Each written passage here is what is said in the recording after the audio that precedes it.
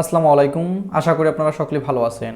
So WordPress customization with no code page বিল্ডারের প্রথম module WordPress master ক্লাসের 11 নম্বর পার্টে আপনাদের সবাইকে স্বাগতম। সো আজকের এই পার্টে আমরা আলোচনা করব ওয়ার্ডপ্রেসের মেনু এবং নেভিগেশন। এর আগের পার্টে আমরা আলোচনা করেছিলাম ওয়ার্ডপ্রেসের প্লাগিং নিয়ে। যারা এখনও সেই পর্বটি দেখেননি অবশ্যই দেখে আসবেন।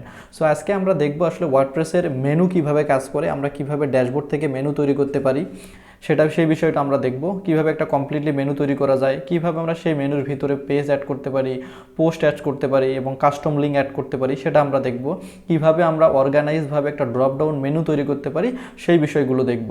তো চলুন তাহলে ওয়ার্ডপ্রেসের ড্যাশবোর্ড থেকে এই বিষয়গুলো আমরা দেখে নিই। তো আমি অলরেডি আমাদের যে লোকাল ডাব্লুপি সফটওয়্যারটি ছিল এটাতে আমি কিন্তু আমাদের ফার্স্ট ডাব্লুপি যে সাইটটি আছে এটি কিন্তু ওপেন করে রেখেছি এবং এর যে ড্যাশবোর্ডে সেটাতে কিন্তু আমি অলরেডি লগ ইন করে আসি। সো এখানে কিন্তু আমি অলরেডি লগ ইন করে আসি।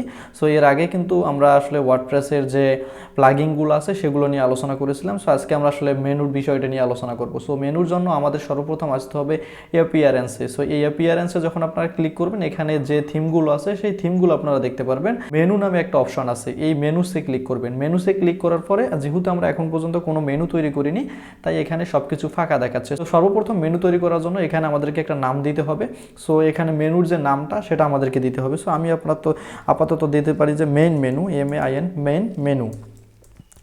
সো আমি এখানে মেন মেনু নামে একটা নাম দিলাম। দেওয়ার পরে সর্বপ্রথম আমাদেরকে এখানে ক্রিয়েট মেনুতে ক্লিক করতে হবে। সো ক্রিয়েট মেনুতে ক্লিক করার আগে এখানে আমাদেরকে দিতে হবে আসলে যে আমাদের এই মেনুর লোকেশনটা কি। সো আমি যদি একটা মেনু তৈরি করি সেটা আমি হেডারের জন্য তৈরি করতে পারি অথবা ফুটারের জন্য তৈরি করতে পারি। সো আমি এটা আপাতত হেডারের জন্য তৈরি করতে পারি। সো যদি আমি হেডারে ক্লিক করে সেভ দেই তাহলে এই মেনুটা আসলে হেডারের জন্য কাউন্ট হবে। আবার যদি আমরা automatically add top level page in this menu, অর্থাৎ আমরা যখন এটাতে ক্লিক করে মেনুটা সেভ করব, আমরা যখন আমাদের ওয়ার্ডপ্রেস ওয়েবসাইটে নতুন একটা পেজ তৈরি করব সেটা কিন্তু অটোমেটিকলি আমাদের এই মেনুতে যুক্ত হবে। বাট এটি আমি চাচ্ছি না, আমি ম্যানুয়ালি মেনুটা যেহেতু তৈরি করব সো আমি এটি বাদ দিয়ে আমি হেডার মেনু সিলেক্ট করে ক্রিয়েট মেনুতে ক্লিক করলাম। সো এখানে দেখতেছেন যে অলরেডি কিন্তু আমার মেনুটা ক্রিয়েট হয়ে গেছে এবং এই পারে যে লেখাটা দেখেছেন যে অ্যাড মেনু আইটেম, এটা কিন্তু এখন ভিজিবল হয়ে গেছে। অর্থাৎ আমি এখান থেকে মেনুগুলো চাইলে নিতে পারবো এবং এখানে দেখেন যে ম্যানেজ লোকেশন, এই মেনুটা কিন্তু চলে এসেছে, এই অপশনটা চলে এসেছে। সো এখান থেকে আমরা মেনুটা সিলেক্ট করে দিয়ে এখানে আমরা দিতে পারি যে এই হেডারে এই মেনুটা সিলেক্ট করতে পারি, ফুটারে আমরা চাইলে এই মেনুটা সিলেক্ট করতে পারি। সো আমরা আপাতত এটাতে যাচ্ছি না, আমরা আবারও এডিট মেনুতে আসতেছি। সো এডিট মেনুতে এসে আমরা এখানে দেখতে পাচ্তেছি যে আমাদের যে মেনুটা আছে সেটা কিন্তু তৈরি হয়ে গেছে। সো এখন যদি আমি নতুন আরেকটা মেনু তৈরি করি সেটার জন্য আমাদেরকে ক্রিয়েট মেনুতে ক্লিক করা লাগবে। যদি আমি এখন মেন মেনু টু কথাটি লিখি, লেখার পর যদি আমি এটা সেভ দেই তাহলে কিন্তু আমাদের এখানে দুইটা অপশন দেখাচ্ছে, একটা হচ্ছে যে মেন মেনু আর একটা হচ্ছে মেন মেনু টু দেখাচ্ছে। যেটাতে আমরা হেডার সিলেক্ট করেছিলাম সেটা হেডার দেখাচ্ছে, যেটাতে আমরা মেন মেনু টু সিলেক্ট করেছিলাম এবং কোনো কিছু সিলেক্ট করি না সেটা দেখাচ্ছে।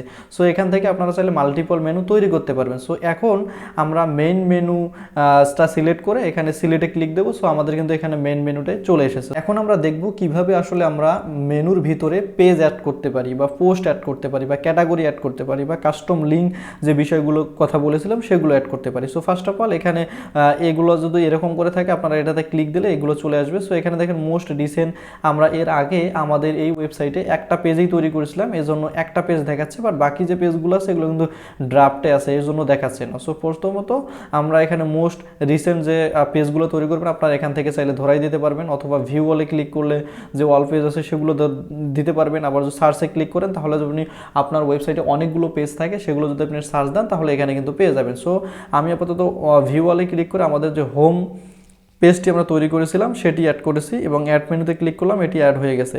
এখন আমরা পোস্টে যাই। সো আমরা যদি চাই আমাদের মেনুর ভিতরে কিন্তু আমরা পোস্টও অ্যাড করতে পারবো। সো এর জন্য আমরা এখানে চাইলে অল পোস্টকে ক্লিক করতে পারি অথবা এখানে যেহেতু আমরা অলরেডি আমরা যদি আমাদের ওয়েবসাইটে পোস্টের ক্ষেত্রে যাই তাহলে দেখতেছি একটা পোস্ট আছে, এই জন্য কিন্তু আমরা যখন মেনুতে পোস্টে ক্লিক করতেছি এখানে আমরা একটা পোস্টই দেখতে পাচ্ছি। সো আমি আসলে এই পোস্টটাও অ্যাড করব মেনুতে। সো আমি এটাতে সিলেক্ট করে অ্যাড মেনুতে ক্লিক করলাম। সো এটাও কিন্তু অলরেডি অ্যাড হয়ে গেছে। সো দেখেন অলরেডি কিন্তু আমাদের দুইটা মেনু আমরা এখানে অ্যাড করে ফেলেছি এবং আমি যদি সেভ ক্লিক করি, সেভ ক্লিক করার পর যদি আমরা ভিজিট করি, আমরা ভিজিট করার পর সবার প্রথমে যে অংশটি দেখতেছি অর্থাৎ একটা ওয়েবসাইটের প্রথম যে অংশটি থাকে অর্থাৎ প্রথম যে সেকশনটি থাকে এটি মূলত হচ্ছে প্রত্যেকটা ওয়েবসাইটের হেডার।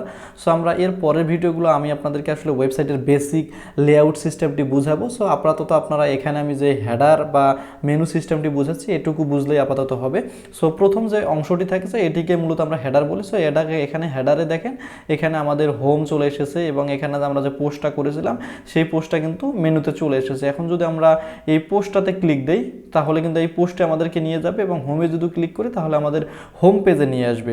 সো এখানে কিন্তু আমরা চাইলে যেটা দিব সেটা কিন্তু আমাদের অটোমেটিকলি এই মেনুতে চলে আসবে। সো এই মেনুটি কিন্তু আমরা কাস্টমাইজ করতে পারবো যখন আমরা পেজ বিল্ডারগুলোতে যাব তখন আমরা দেখব। সো এখন আসলে আমরা দেখব যে এখানে তো আমরা পেজ অ্যাড করলাম, পোস্ট অ্যাড করলাম, আবার চাইলে আমরা ক্যাটাগরি অ্যাড করতে পারবো। যেখানে এখানে আমাদের ওয়েবসাইটে ক্যাটাগরি আছে, এখানে যদি আমরা যাই তাহলে আমাদের ওয়েবসাইটে যে ক্যাটাগরিগুলো আছে দেখেন new, Shopify, WordPress, DB, Elementor, চাইলে আমরা এগুলোতেও কিন্তু মেনুতে যুক্ত করতে পারবো। সো আমি এখানে আসলে সবগুলোকে সিলেক্ট করলাম, এখানে অল সিলেক্ট করে অ্যাড টু মেনুতে দিলাম। সো দেখেন যে অল সবগুলো কিন্তু এখানে চলে এসেছে।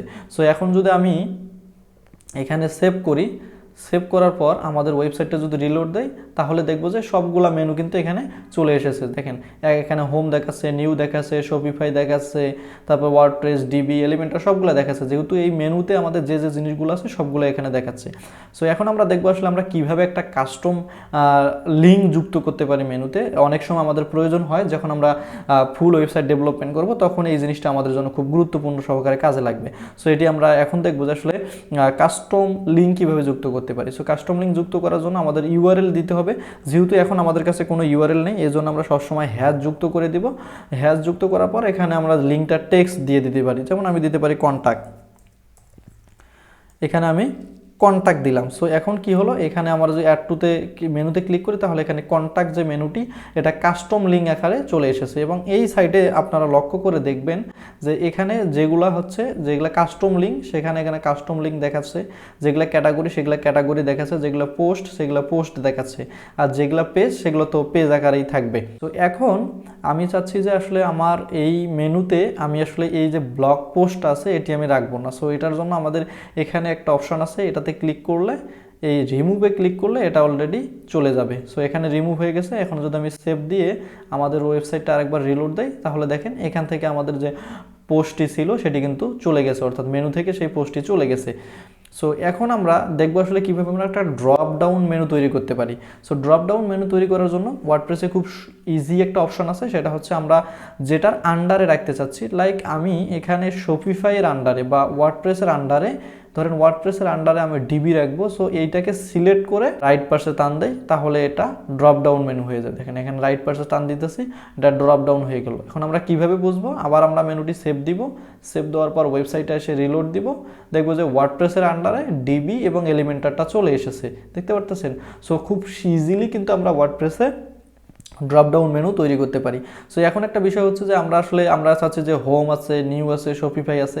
এখন আমি যদি চাই যে ওয়ার্ডপ্রেসটাকে হোমের নিচে রাখবো তখন কি করব, তখন এই যে ওয়ার্ডপ্রেসটা সিলেক্ট করে মাউসটা আসলে চিপে ধরে মানে চাপ দিয়ে ধরতে হবে, দেন তারপরে আমি এখানে ড্রপ ডাউন করে উপরে নিয়ে গিয়ে এখানে ছেড়ে দিব। তাহলে দেখেন যে হোমের নিচে আমার ওয়ার্ডপ্রেস যে ক্যাটাগরিটি ছিল সেটি কিন্তু চলে এসেছে। আবার যদি আমি চাই কন্ট্যাক্টটা নিয়ে যেতে, সেম আমি এখানে মাউসটি চেপে ধরে এখানে এনে ছেড়ে দিব, তাহলে হোম, তারপরে হয়ে গেল আমাদের ওয়ার্ডপ্রেস, তারপরে হয়ে গেল আমাদের কন্ট্রাক্ট। এখন আমরা যদি চাই যে এলিমেন্টরের আবার একটা সাব মেনু তৈরি করব বা এলিমেন্টরকে ড্রপ ডাউন করলে আরেকটা মেনু তৈরি করতে হবে বা তৈরি করব, তখন যেটা করতে হবে, আমরা এখানে ওয়ার্ডপ্রেসের আন্ডারে ডিবি এবং এলিমেন্টর রেখেছি। এখন আমরা এলিমেন্টরের আন্ডারে যদি নিউটাকে রাখি তাহলে দেখেন এখানে আমরা এলিমেন্টরের আন্ডারে কিন্তু নিউটাকে রাখলাম।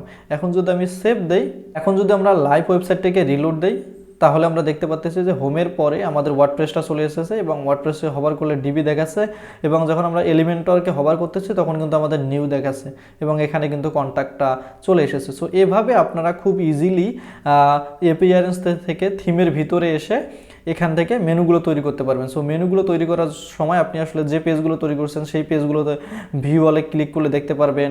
আমাদের মেনুতে যুক্ত করি না, সো এটা আপনার লাগবে না। কাস্টম লিঙ্ক যদি যুক্ত করতে হয় তাহলে এখানে হ্যাশ দিয়ে এখানে টেক্সটটা দিয়ে এখানে যুক্ত করে দিতে পারবেন, যেমনটা আমি এখানে করেছি। এবং কোনোটা যদি ডিলিট করার প্রয়োজন হয় বা রিমুভ করার প্রয়োজন হয় তাহলে এই যে এখানে যে আইকনটা দেখতেছেন এই আইকনে ক্লিক দিবেন। ক্লিক করার পরে আপনি এখানে এটাকে রিমুভ করতে পারেন, দেন এটার ইউআরএল চেঞ্জ করতে পারেন, এটার লেভেল চেঞ্জ করতে পারেন। আবার যদি কখনো প্রয়োজন হয় আপনার ক্যাটাগরি দিয়ে মেনু তৈরি করা, তাহলে আপনি এই ক্যাটাগরিতে ক্লিক করে এখানে যে ক্যাটাগরিগুলো থাকবে আপনার ওয়েবসাইটের সেগুলো সিলেক্ট করে অ্যাড টু মেনুতে ক্লিক করলে অটোমেটিকলি এখানে চলে আসবে এবং এগুলো আপনারা ওপর নিচ করতে পারবেন।